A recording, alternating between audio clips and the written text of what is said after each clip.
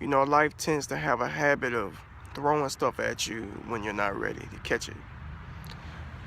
But there's really nothing that we can do about that except for prepare our hearts to endure pain, prepare our hearts to endure joy, and just toughen the skin.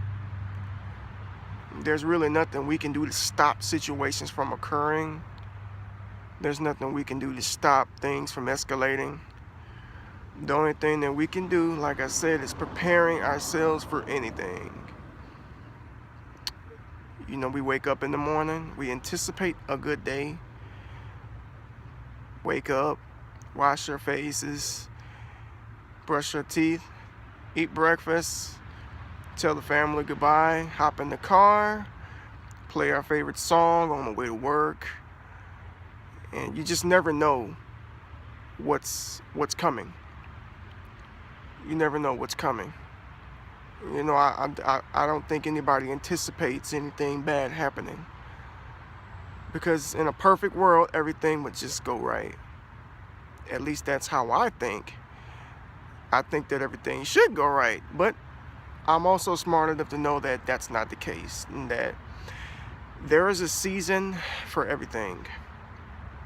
The Bible tells us in the book of Ecclesiastes that there's a season to laugh, and there's a season to cry. There's a season to get, and there's a season to lose. There's a season for everything. And it's like a cycle. It's like the seasons, basically. Summer, winter, fall, spring. They're promised to come. There's nothing we can do to change that. And life is exactly the same way. We all have seasons for things to just go good, and then we all have seasons for things just turn around and just seem terrible. Don't feel like a victim, because everyone's went through it or is going through it as we speak. You know, I feel like you should praise the Lord not only when things are going good, but also when things aren't as good as well. And it's not just what I think, that's what the Bible teaches us to do it too, is to rejoice in no matter what situation that you're in. That's out of the epistles of Paul, basically. You know, and a lot of people will be like, well, why should I praise the Lord if things aren't going good? Well, you have to think for a second. You may not think things are going good, but is he still taking care of you is the question. Is he still providing for you is the question. You may be a little uncomfortable, but do you still have the things that are a necessity to your life is the question. And if you can answer yes to all of those questions, then I don't see why you wouldn't praise the Lord. You know what I'm saying? Because life just is not going to be easy. That's just one thing I wish that I learned coming up, that life wasn't going to be easy. I was under the assumption that life is just life, that there's nothing that could possibly go wrong. And I know it's kind of a childish way to think, but sometimes experience is the best teacher. But, you know, like I said, the best way to get through situations is to toughen your skin and prepare for whatever may come your way. And believe that God will get you through it. And believe that he will see you through whatever it is you're going through, regardless of however you see it. You know, you may not think that you're going to get through it, you know, but, you know, there's a verse that says, I am the Lord thy God, the creator of all flesh. Is anything too hard for me? Think about that for a minute. Is anything too hard for God?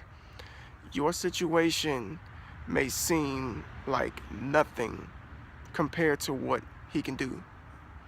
You know, and I'm not trying to make anybody's situation seem petty, but we're talking about the creator of the universe here. What can't he do? Think about that for a second. So don't think that your world is coming to an end or everything is just crashing and burning when you didn't even give God a chance. And I'm not saying that you're not going to complain. I'm not saying that you won't worry a little bit, but to just completely drown in sorrow, worry, and despair really shows the lack of faith. I believe it was in the book of Matthew. I think it was Peter. Don't quote me, but I think it was when the disciples were in the boat and they saw Jesus walking on the water, and the disciples were all scared because they thought that he was a ghost, because they had never seen a man walk on water before. And Jesus told Peter to get out of the boat and to walk on the water. Come to me. He's basically what he said, come to me, get out of the boat and walk. And he stepped out of the boat and he began walking on water. This man walked on water with Jesus. And then right before he got to him, he sank. Just straight down in the water.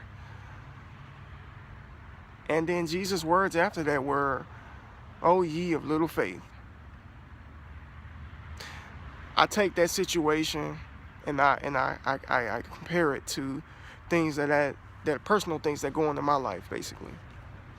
You know, you have to have faith for things to work. The moment you start doubting, which is what Peter did, he started doubting and he sank. The moment you start doubting, you will sink. And it's easier said than done. Trust me, it's easier said than done. I could just tell somebody who's going through literally hell right now to don't worry, just have faith in God and everything's just gonna turn out to be okay.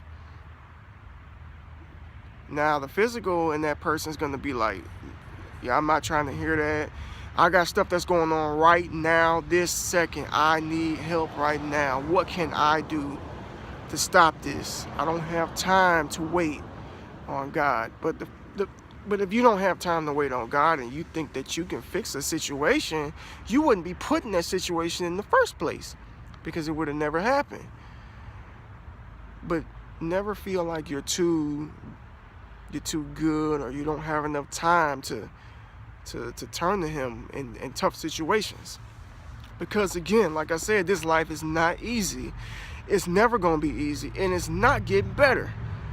We can quit hoping for peace, and we can quit hoping that things are just going to get better out of the nowhere. But if you look around you, things are not getting better. Things are getting worse by the day. By the day. The news is so depressing that I won't even turn it on. I won't watch it because it's depressing. So much going on, so much death and despair and confusion in the world. I won't watch it.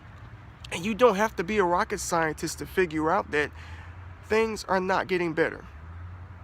So I think now more than ever, we really need to put our faith in God.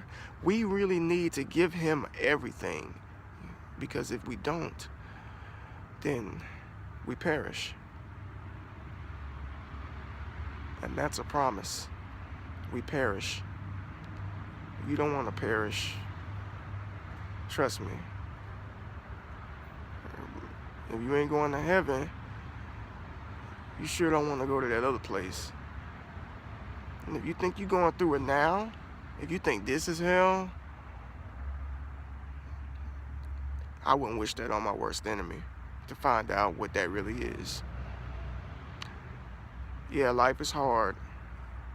It's a test, that's why. Have you ever took an easy test? No. No such thing, right?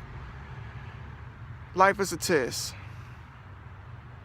We have all the tools that we need to pass that test. We have everything that we could possibly have right now to pass that test.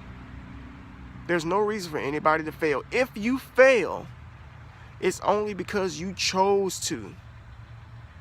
Everything we need to pass this test in life, we have possession of this minute. I say it again, life is hard. Unexpected things happen. We can't stop that. It's a fallen world. It wasn't meant to be, but it is.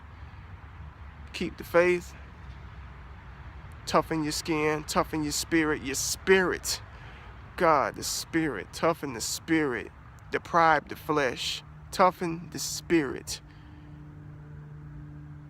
I heard a pastor once say, we are not bodies with a spirit, we are spirits with a body. Remember that. Have a good night.